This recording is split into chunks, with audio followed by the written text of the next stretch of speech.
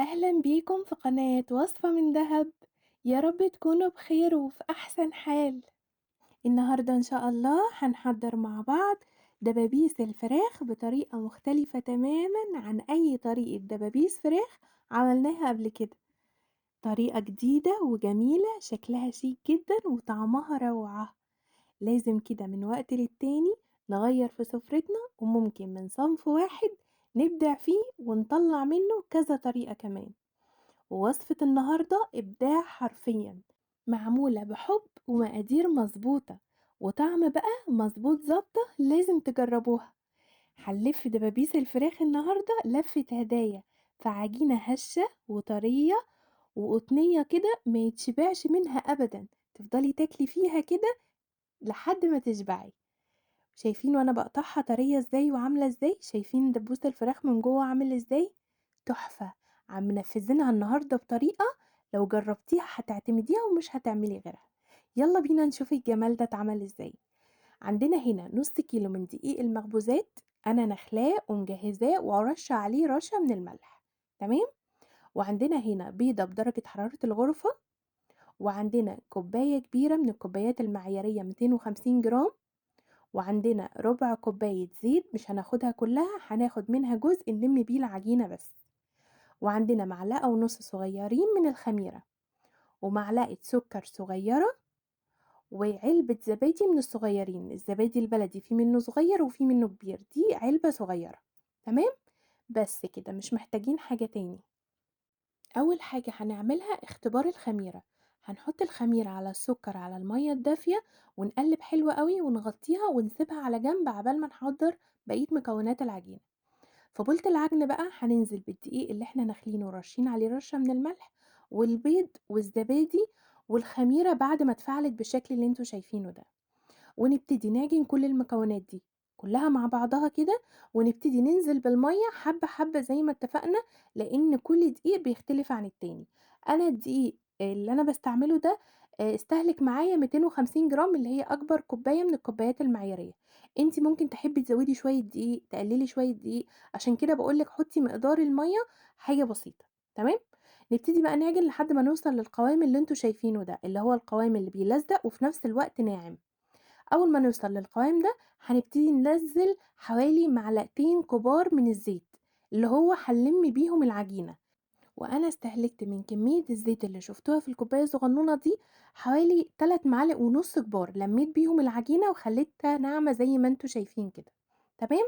هنلفّها بقى ببلاستيك أو بكيس أو بأي حاجة ونسيبها في مكان دافي مظلم لحد ما يتضاعف حجمها لمدة ساعة مثلًا.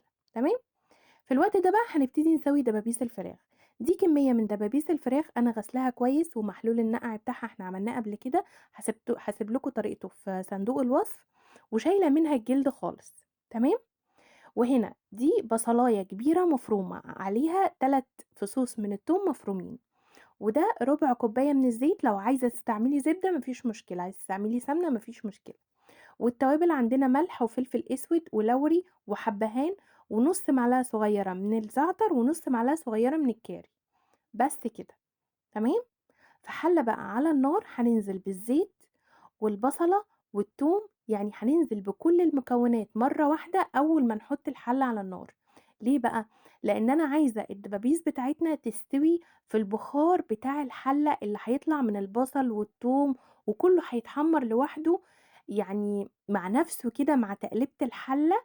زي ما هنشوف كمان شوية. هنحط بقى كله مع بعضه زي ما شفتوا كده، ونقلبها تقلبتين 3 ونسيبها بالشكل اللي انتوا شايفينه ده على نار متوسطة. أخدت معايا من تلت ساعة لنص ساعة ل5 دقايق، وبقت بالشكل اللي انتوا شايفينه ده. استوت سوا كامل. هنسويها سوا كامل. والصوص اللي هيطلع منها ده هقول لكم كمان شوية هنعمل بيه ايه. هنطلع بقى دبابيس الفراخ في طبق، ونروح بقى للعجينة بتاعتنا بعد ما اختمرت وبقت بالشكل التحفة اللي انتوا شايفينه ده. ودي دبابيس الفراخ بعد ما طلعتها ايه على طبق. تمام. هابتدي بقى أقطّع العجينة بتاعتي ل لكمية الدبابيس الفراخ اللي عندنا. الكمية اللي تاخدها العجينة دي ممكن تعمل معاكِ من 10 دبابيس ل12 دبوس. تمام. يعني أنتِ لو عندِك 12 دبوس كمية العجينة دي هتكفّيها. تمام. هنبتدي بقى نكورها كور صغيرة، وبعد ما نخلّص تكوير خالص هنسيبها حوالي 10 دقايق ترتاح، وبعدين ناخد أول قطعة إحنا عملناها. هنبتدي نفردها بقى مقاس الرغيف الصغنن، تمام، وهنحط الدبوس بتاع الفرخة في النُص كده، ونبتدي نقفّل عليه العجين كويس أوي، بالشكل اللي أنتم شايفينه ده، سهل جدًا ما فيهوش أي حاجة صعبة، والعجينة بتاعتنا مرتاحة ومتضبّطة، فمش هتاخد منِّك وقت خالص ولا هتتعبِك، شايفين؟ ما فيش أسهل بقى من كده، وتبقى بالشكل الجميل ده. لمّا نيجي نحطها عشان نخبزها، هنحط القفلة اللي إحنا عملناها دي من تحت. وعندي هنا ورق فويل مقطعاه مربعات صغيرة هالِف بيه اللي هي الحتة الصغيرة بتاعة دبوس الفرخة دي، تمام، ولو عندنا صينية غير قابلة للصق تمام، هتلزق معاكِ ادهنيها دهنة زيت. ودي واحدة تانية هنفرد برضه العجينة بتاعتنا مقاس العيش الصغير، وهاحط الدبوس في النُص زي ما شُفتوا وأقفّل عليه كويس أوي، لحد ما نخلّص الكمية كلها. وبعدين بصفار بيضة هنبتدي ندهن الوش بتاع الدبابيس بتاعتنا، تمام، وبعدين حطيت على وشها شوية سمسم وشوية من حبة البركة، وبس كده. هادخّلها بقى الفرن وهاكون مشغّلة الفرن من تحت ومن فوق، أول ما تاخد لون هنطلّعها على طول، أخدت معايا حوالي 12 دقيقة في الفرن، تمام، وهنراقبها علشان هي مش بتاخد وقت خالص. أول ما تاخد لون من تحت ومن فوق يبقى كده تمام هي استوت، مش هنقعدها كتير عشان ما تنشفش.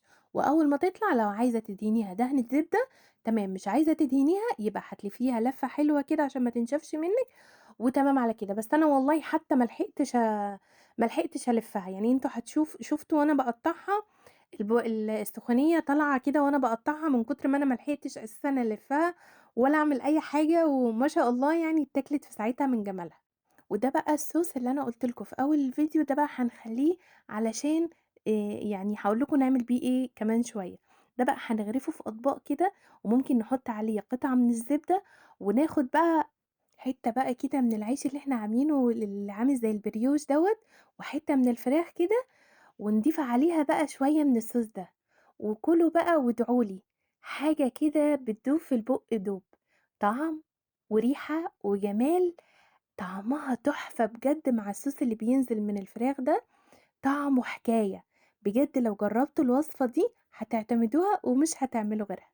إن شاء الله تجربوها وتعجبكم وتقولوا لي رأيكم في الكومنتات. ومن فضلكم لو عجبكم الفيديو شيروه بقى لقرايبكم وحبايبكم على قد ما تقدروا، ومع ألف سلامة.